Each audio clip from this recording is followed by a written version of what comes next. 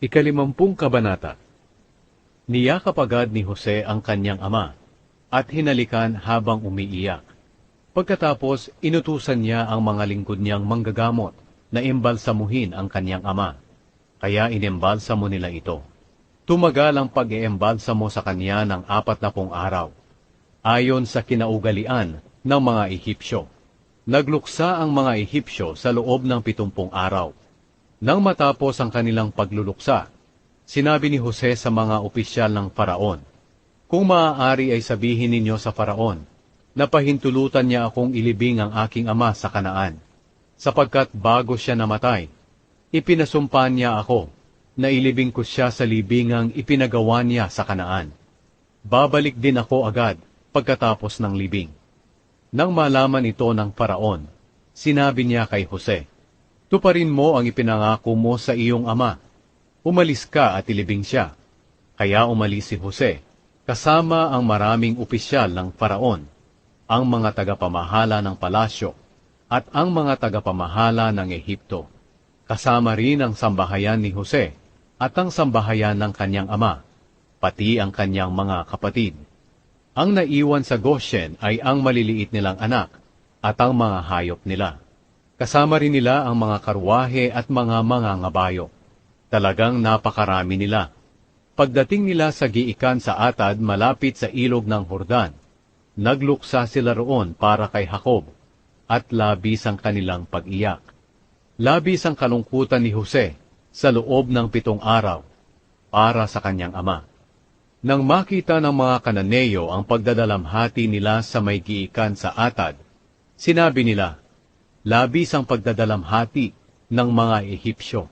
Kaya ang lugar na iyon na malapit sa ilog ng Jordan ay tinawag na Abel Mizraim.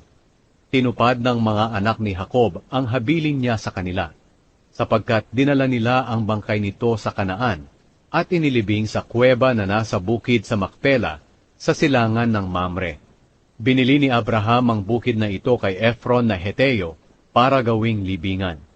Pagkatapos ng libing, bumalik si Jose sa Ehipto kasama ang kanyang mga kapatid, at ang lahat ng sumama sa paglilibing. Ang pangako ni Jose sa kanyang mga kapatid.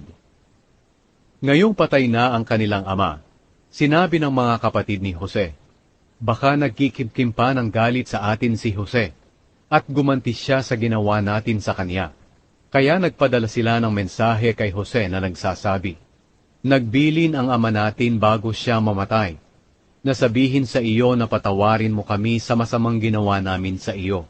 Kaya ngayon patawarin mo sana kami, alang-alang sa Diyos ng ating ama." Nang makarating ang mensahe nila kay Jose, umiyak siya. Hindi nagtagal, pumunta mismo ang mga kapatid niya sa kanya. Pagdating nila, nagpatira pa sila sa harapan niya bilang paggalang.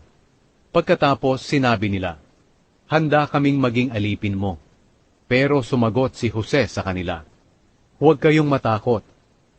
Sino ako para makialam sa plano ng Diyos?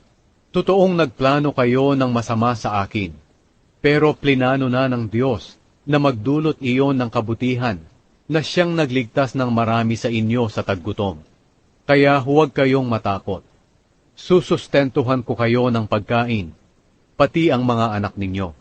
Pinangakuan sila ni Jose at nakapagbigay ito ng kaligayahan sa kanila. Ang pagkamatay ni Jose. Nanatili si Jose sa Ehipto kasama ang buong sambahayan ng kanyang ama. Nabuhay siya ng 110 taon, at nakita pa niya ang mga apo niya sa tuhod sa anak niyang si Ephraim, at sa apo niyang si Makir, na anak ni Manase. Itinuring niya bilang sariling anak ang mga anak ni Makir.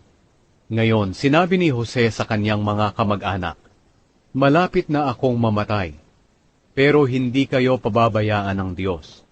Kukunin niya kayo sa lugar na ito, at dadalhin sa lugar na ipinangako niya kay Abraham, Isaac, at Jacob."